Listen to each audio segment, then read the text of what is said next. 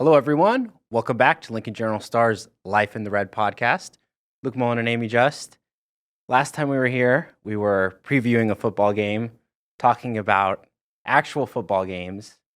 A game happened. Two games happened. We didn't preview the Iowa one because I was sick, but that's okay. I'm better now. Yes, actual games have been played. Amie has survived, so we're all good. But we're not here to talk about games, are we? I mean, it's not yet. We've got a long way to go for that.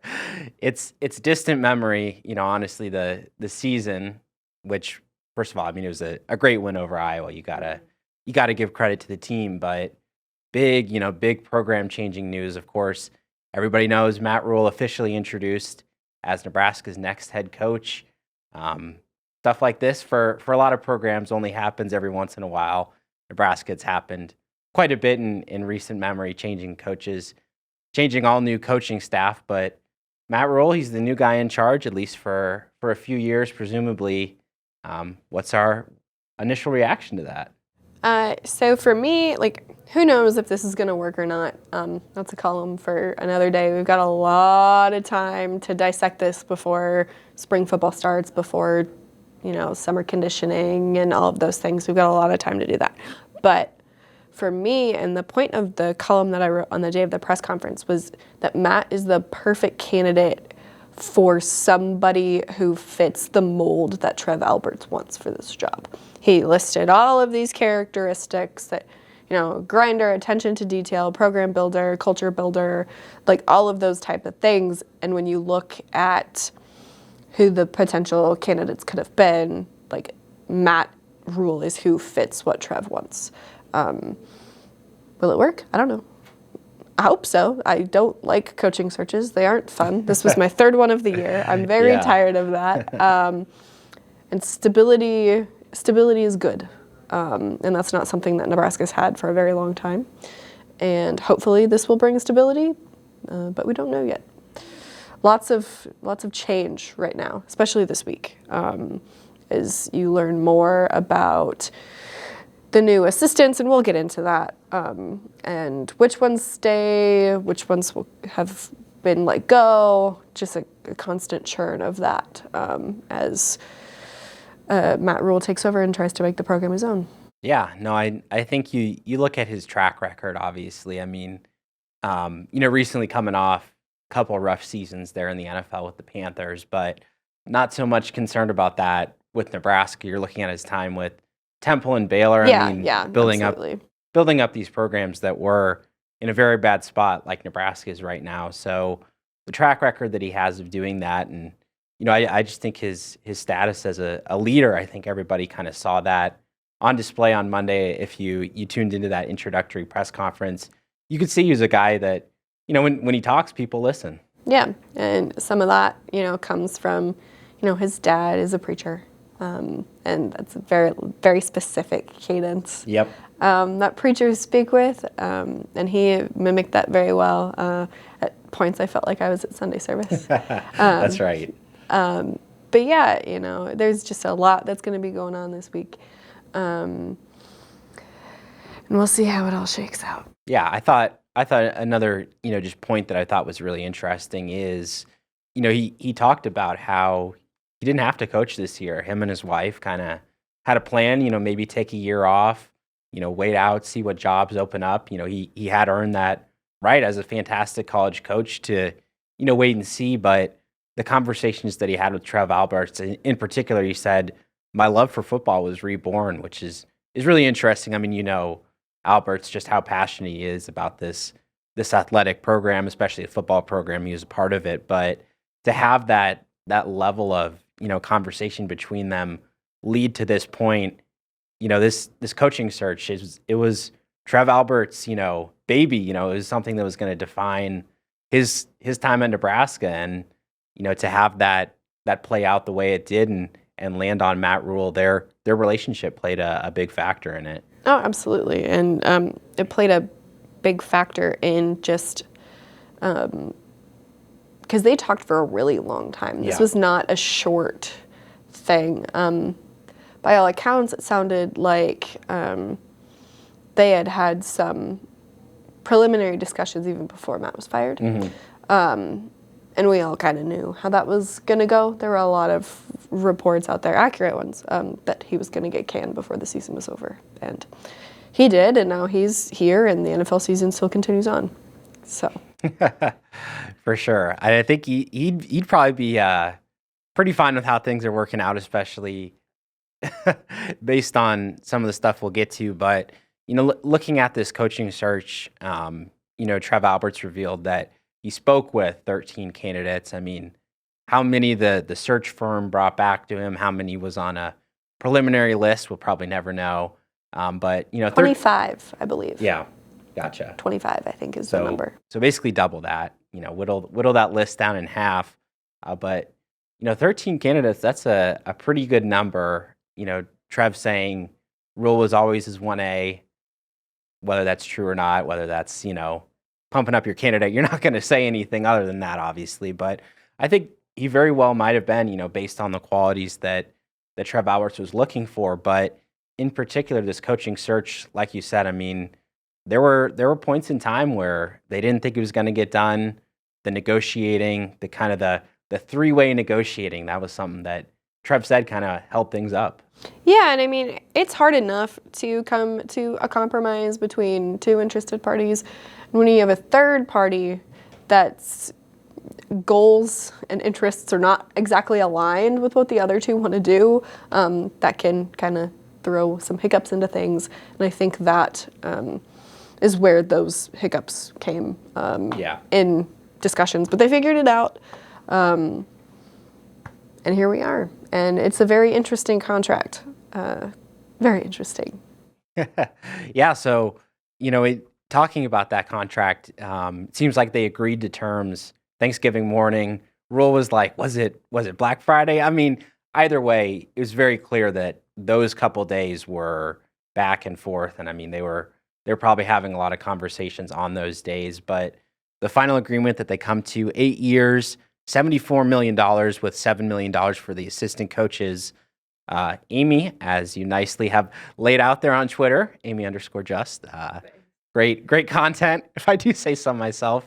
But you laid it out. It is a backloaded contract. Yeah, and that's not surprising. Just with, I don't know if we'll ever know how the Carolina Panthers wanted to play things out and how they wanted to get things distributed. But it looks like now through the end of 2023, it's $5.5 million per year. 2024, $6.5 million per year. 2024, $6.5 million. 2025, too many numbers. I'm not good with math. 7.5. The next year, 8.5. The next year, 10 million. The next year, 11.5 million. The next year, 12 million. And the next year, 12.5 million. And it runs all the way to 2030, which that's not a real year. Not a real year, no. And then also throughout that, there are 4 different vesting dates. So like benchmarks that he hits on like March 1st of several years down the road. If he's still here, then that's an extra $1 million that he gets. And there's like 4 of those throughout the life of this contract. So yeah, more deferred compensation is what that's called. And then naturally you have a bunch of different incentives as well. So like if they make the Big Ten championship game, if they make it to a bowl game, if they make it to a college football playoff, like that's all like outlined in there. So yeah, I think it's pretty smart way to lay out the contract, especially when you're considering, the per year average. I mean, it's up there with, being a top 10 national salary, but the way that these coaching salaries have been increasing at the college level over the last, 5 or whatever years, whatever time you want to put on it. I mean, looking at 2030, he's set to make $12.5 million. Well, who knows what the salaries are going to be like then. I mean, I can venture a guess right now that that's not going to be in the top 25. Yeah. Just because you look at what's going to be happening in college football between now and then. You're going to have an expanding playoff. You're going to be having expanded Big Ten for sure. Who knows what the SEC is going to do, what the Big 12 is going to look like, what the 10 at that point or less will look like. There's just so many changing aspects about college football between now and 2030 that we may be looking at 12.5 and be like, whew, what a discount, which is like crazy to think about right now.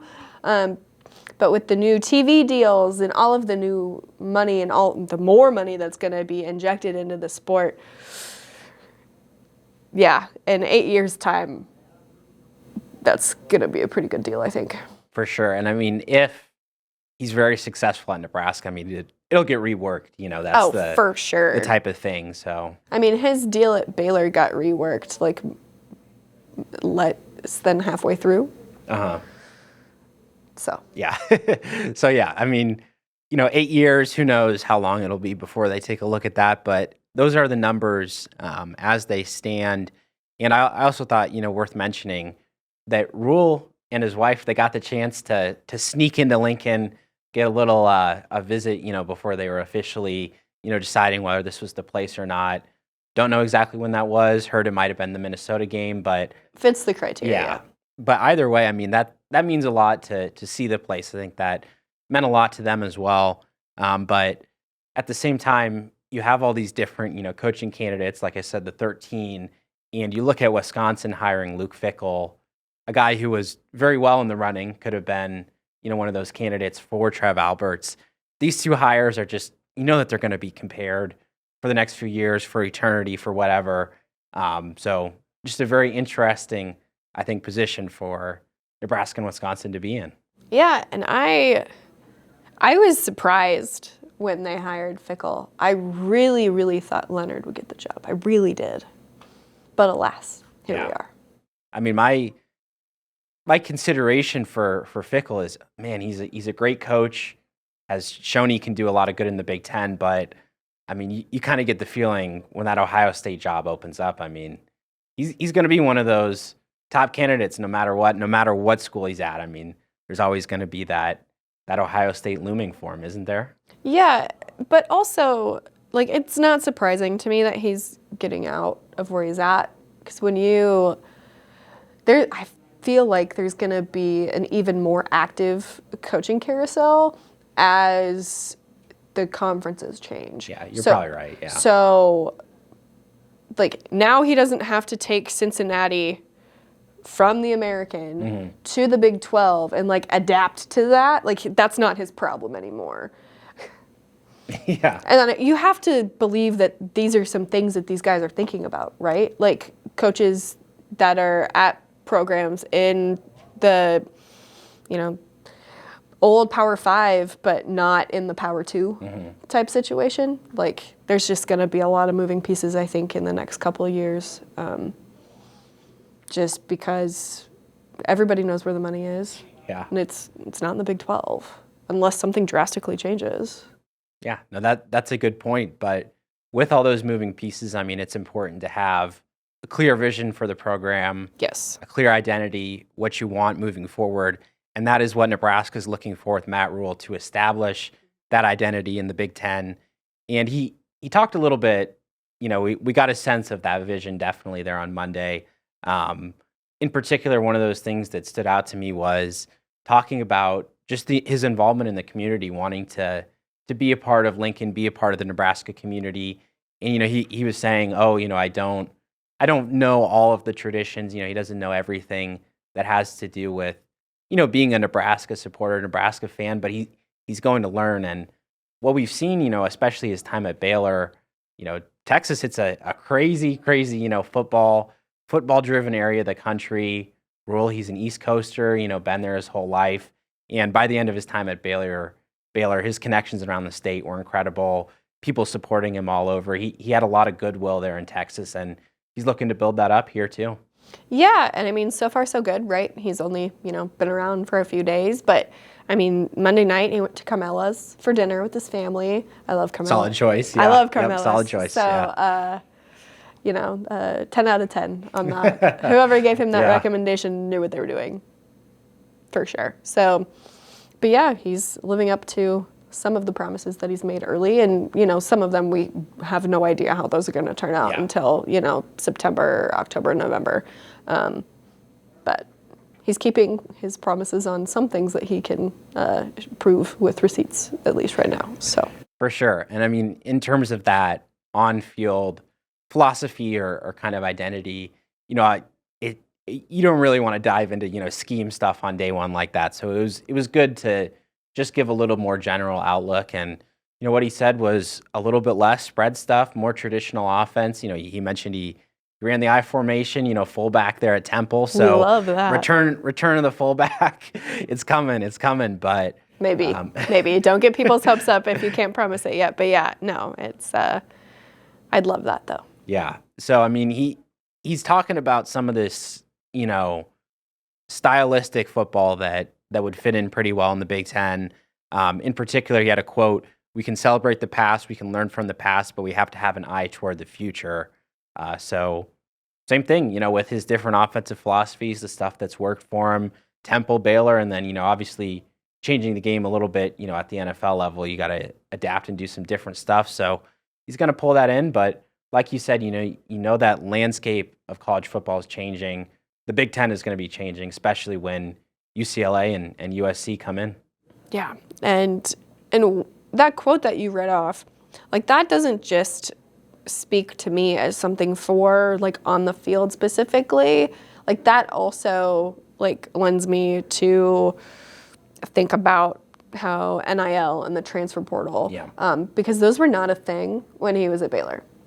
So, that's just a newness to the sport that he's going to have to get used to, and, didn't shy away from talking about. He actually talked a lot more about NIL than I thought he was going to, which is interesting to me in a good way, because so many coaches, regardless of sport, these days want to, not talk about that, even though it's like a big contributing factor into how the sport of football, basketball, volleyball, all of the sports, it's changing them, and you can't shy away from it, even if you would like to. Yeah, and Matt Rhule said nothing wrong with somebody wanting to get a little bit of money. So I mean, he literally knows. Yeah, because he's getting a little bit of money. Indeed. The other thing too about his vision, talking about recruiting too, because that's a very big area. Under Scott Frost, the recruiting style of, get these fast, athletic guys. They took a lot of chances. Just didn't pan out. Their recruiting style, the guys that they wanted to recruit, and of course, I mean, don't get me wrong, recruiting and development. I mean, it's hand in hand. Of course, I mean, it's two different things that get to the same end goal. But you look at what Matt Rhule says he wants to do, and he talked about big, fast guys, even if they need development. So I think that's a notable thing, that they're saying, hey, it doesn't matter, where they are in terms of, seeing the field day one or whatever, as long as they have those traits that they want. He's very confident that him and his staff will be able to develop those guys once they get in the building. Yeah, and on that note, another thing that he said that still sticks out to me is it's a philosophy that I've talked about on this podcast and everywhere else, and anyone who will ever listen to me. If you don't win at the line of scrimmage, you're not going to win. So I also expect an emphasis on both lines.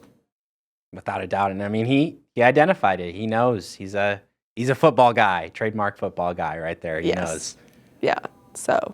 And in regards to the recruiting radius too, just briefly, he mentioned locking down kind of that 500 miles around Nebraska, maybe a little bit more, southern and east as opposed to, north and west. But I mean, surrounding states for Nebraska, very important. And you mentioned, some hotbeds of talent. I mean, Texas, Florida, New Jersey, these places that you can look for a lot of really great college football prospects. That's what he's saying. He's looking forward to recruiting those areas. Yeah, and he's going to try to leave no stone unturned. He was talking about when he was preparing for the NFL draft, when he was at Carolina, he's seeing these first, second round draft prospects coming out of FCS schools. He's like, nah, we want those guys here. So. And he's gotten to work already. I think probably 5, 6, 7 scholarship offers in 3-4 days. So he mentioned at the press conference that a day after being fired by Carolina, he had college reach out and, gauge his interest. So he's had a little bit of time to dig into this recruiting class, which is good. You don't want to be starting on square one here with, a week or two until things get really, really crazy. But in order to do that recruiting, in order to get busy in the portal, which is coming up soon, you got to have a staff. Yeah. And we've seen a lot of movement. There's still a lot of pieces to still get added to this puzzle, but members of his coaching staff already in place, several of them, starting on the offensive side of the ball. Marcus Satterfield, former South Carolina offensive coordinator. He will be offensive coordinator and tight ends coach, according to his Twitter bio, which I think is very 2022. That we figure out this stuff officially when they get the Photoshop with the Nebraska uniform, when the Twitter bio changes. That's when you know it's official. Yeah. I mean, look, I'll take it. Like, I hate waiting. Yeah. Me too. So, yeah. But yeah, so that's, and sorry, brain fart for a moment. So he will be replacing Becton and Whipple. Yeah. So as we can go through this, the guys that are obviously without jobs on the inverse of this. Quarterbacks coach, Jake Peets. That one's not quite official yet. No Photoshop and changed Twitter bio yet. For him, currently with the Rams, was a former LSU offensive coordinator. I did not cover him, though. This was, I was with the Saints then. But good old Nebraska boy, former walk-on here. He might take a special teams role. Not sure yet how that would work, but that would make sense for him. We can continue on. Yeah, so running backs coach E.J. Barthel coming from UConn, really big recruiter, which losing Brian Applewhite, you need to have someone with those recruiting connections. And seems like, whereas Applewhite, Texas guy, he was recruiting Texas, Barthel more the New Jersey area, the East Coast kind of connections that Rhule was going for. And a couple of those preliminary offers, the first ones Rhule has offered, have been guys who were being recruited by Barthel, guys he knows. So he's going to play a very big part in that recruiting. And also, just going back to Pete's real quick, I mean, he has a very, very impressive coaching resume for a guy who's under 40. I mean, he's been an analyst at Alabama. He's been all these other places in the NFL. I mean, he's really impressive for a young coach, which was something Rhule said. He wanted those young, energetic coaches. Yeah, and I that helps. Like, naturally, you're going to connect with people who are closer to your age, right? Kind of see the world through similar lenses. Maybe not the same, right? But similar. And so we'll see. But those are the only offensive coaches, I say only, that have been figured out so far. So that leaves wide receivers and offensive line still yet to go as of 3 o'clock on, what day is today? Wednesday. Today's a Wednesday. Yeah. It's been a long week, long 2 weeks, guys. Yep. I've still got a little bit of the flu brain going on. But yeah, so that's really interesting to me. We still wait to hear about the status of Mickey Joseph, of course. It's a key position there, recruiter there, person. Yep. I think a lot of people, whether that be recruits or guys who are currently on the roster, are also waiting before they make a decision to hear about the fate for Mickey Joseph. But yeah, so that's the big one that's lingering still as we record here at just a little after 3 on Wednesday. The dominoes will fall soon after that happens. Yes, I'm definitely constantly checking my phone, and I have not seen anything yet. We got the alerts on. We're on panic stations. We're all ready to go. But defensively, it's a few guys are in place already. Defensive line coach Terrence Knighton, another long-term Rhule associate, coached with him in Carolina, and defensive backs coach Evan Cooper, very similar, going back to some time at Temple there as well. So those guys have been together for a long time. Linebacker coach, still up in the air. So it's just interesting to see how they're going to break down, these different coaching assignments, because you do get only so many, on-field coaches. So 10 on-field coaches, and strength and conditioning does not count, I believe, as on-field coach. That comes out of a different pool. But still, so you have to think about how you want to configure. Do you want 2 different defensive linebackers guys? Do you want 2, defensive backs guys? I'm more in the thinking that you need 2 defensive backs coaches because safeties and corners and nickels, those are all so different, and having only one guy really watching over that, I mean, as we saw here earlier this season, that doesn't tend to work out very well. So you wonder how much the future defensive coordinator will play into that and all of those things. No defensive coordinator yet as well. Yes, that's a big one. That's a position where you want to find your guy and get to him. But yeah, you bring up a good point. I was just going to say, I mean, do you want inside and outside linebackers, or do you want one guy just coaching all those linebackers? So we will see. But 2 other key members of the staff, special teams, Ed Foley, another longtime associate. He was actually at Temple for several years before Rhule went there, and was at Temple after he left. But joined the staff in Carolina as an analyst, and he will be coordinating special teams, which of course means the end of the road for Bill Busch at Nebraska. Yeah, which is sad. Yeah, tough. He gave a lot this year, that's for sure. He did. So much was asked of him. Yeah. And the defense made a remarkable improvement under his leadership, and I wish him the best. Mm-hmm. And then a very big kind of behind-the-scenes role. Again, not that on-field coach, but strength and conditioning plays such a big factor. And Rhule opting to bring one of his guys, Corey Campbell, worked with him at Baylor. That's where he got his start and followed to Carolina as well. So Zach Duvall out as Nebraska's strength coach. It'll be Corey Campbell. Yeah, I am interested to see how that goes. I've done, a little bit of research, and it seems that, Corey seems to know what he's doing, and it's a new age, of course, losing Duvall, but interested to see the new chapter. Yeah, I mean, it makes sense just in the same way that you want to bring in your own coaches. I mean, the strength program is so important to fielding that product out there on Saturday. So you want to be totally aligned, and that means bringing his guy, Corey Campbell, like we said. Well, I mean, that's the staff as we know it next. And the question is, now that we've had this official Matt Rhule introduction, what happens next? What are the next steps for him and his staff? And of course, filling those other positions, I think has got to be up there on the top of the list. But a very big week and a half, 2 weeks, whatever you want to call it, is coming up. And it all starts, I think, with, like you mentioned, the Mickey Joseph decision. That will impact a lot. But Rhule and his staff, they'll be having a lot of conversations with the players this week. Yeah, and, so the transfer portal opens next week, I think. Next Monday. Yeah, Yep. Next Monday. So, and with that, goes hand in hand with recruiting too, because even though the early signing period isn't for several weeks, if you want to be committed somewhere, you should probably be committed somewhere. Yeah. Because the portal changes so much when it comes to recruiting. So I imagine that you will see some guys, high school guys, committing sooner than waiting until the end of the month because of the transfer portal and everything being so volatile right now. Yeah. Guys who haven't committed already, I mean. Undoubtedly. And I think what's interesting, too, is Rhule already said that he's honoring all the commits in Nebraska's class, and those guys have all remained in for now. I mean, again, it's only been a couple days. They'll have And further some are conversations. waiting for Mickey. Yeah.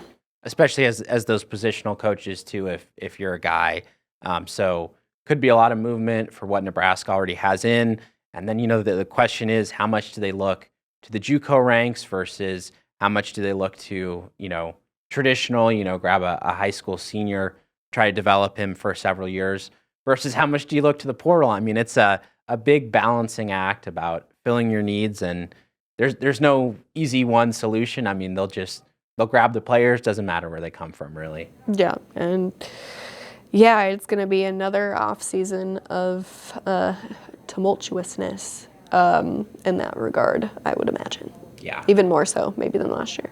For sure. I mean, you look at how the final game of, 2021 versus the first game of 2022, I mean, it's a entirely new look roster, new look contributors, and same thing will play out for that season opener in 23. Yeah, and we still don't know a whole lot as far as guys who want to leave. Trey Palmer did declare for the NFL draft, and O'Shawn Mathis is thinking about it. He's leaning that way, but hasn't made a formal decision yet. He wants to talk to Mickey, and I think he speaks for a lot of people.